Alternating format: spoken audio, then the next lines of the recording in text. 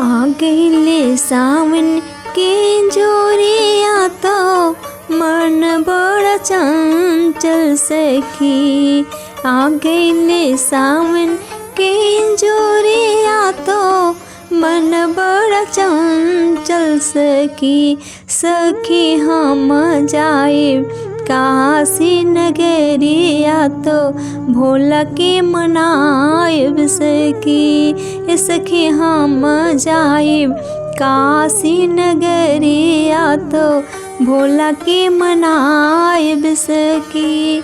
आ गईले सावन के जोरिया तो मन बड़ा चंचल सखी। आ गईले सावन के जोरिया तो मन बड़ा चंचल सखी। सखी हम जाएब काशी नगरिया तो भोला के मनायब सखी। सखी हम जाएब काशी नगरिया तो भोला के मनायब सखी। सखी काशी में जाएब भोला के मनायब सखी। सखी काशी में जाएब भोला के मनायब सखी। सखी भोला देलन 16 सिंगरवा तो गंगा में नहायब सखी। सखी भोला देलन 16 सिंगरवा तो गंगा में नहायब सखी। आ गईले सावन के जोरिया तो मन बड़ा चंचल सखी। आ गईले सावन के जोरिया तो मन बड़ा चंचल सखी। सखी हम जाएब काशी नगरिया तो भोला के मनायब सखी। सखी हम जाएब काशी नगरिया तो भोला के मनायब सखी। सखी काशी जाएब भोला के मनायब सखी। सखी काशी में जाएब भोला के मनायब सखी। सखी भोला देलन बेटवा पुतोहिया तो गंगा में नहायब सखी। सखी भोला देलन बेटवा पुतोहिया तो गंगा में नहायब सखी। आ गईले सावन के जोरिया तो मन बड़ा चंचल सखी। आ गईले सावन के जोरिया तो मन बड़ा चंचल सखी।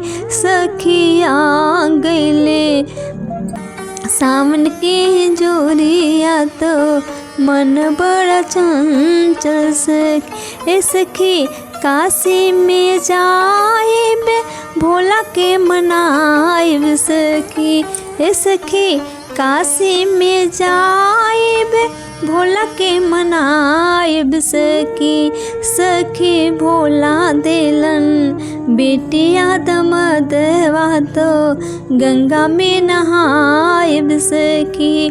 सखी भोला देलन बेटिया दमदवा तो गंगा में नहायब सखी। आ गईले सावन के जोरिया तो मन बड़ा चंचल सखी। आ गईले सावन के जोरिया तो मन बड़ा चंचल सखी। सखी हम जाएब काशी नगरिया तो भोला के मनायब सखी। सखी हम जाएब काशी नगरिया तो भोला के मनायब सखी। सखी काशी जाएब भोला के मनायब सखी। सखी काशी में जाएब भोला के मनायब सखी। सखी भोला देलन भाई रे भतीजेवा तो गंगा में नहायब सखी। सखी भोला देलन भाई रे भतीजेवा तो गंगा में नहायब सखी।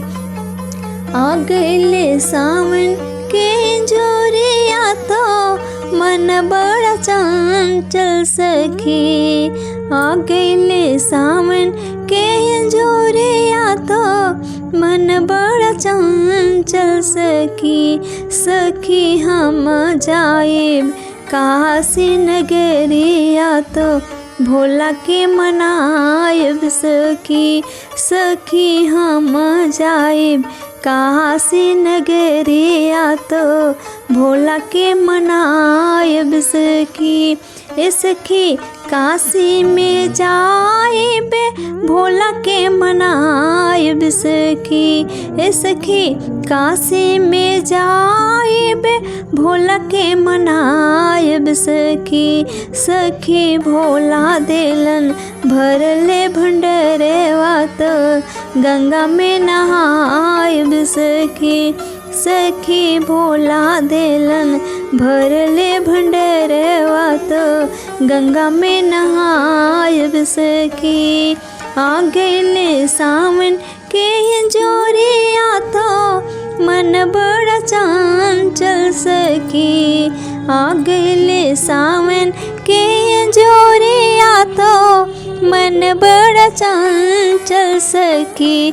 सखी हम जाएब काशी नगरिया तो भोला के मनायब सखी। सखी हम जाएब काशी नगरिया तो भोला के मनायब सखी।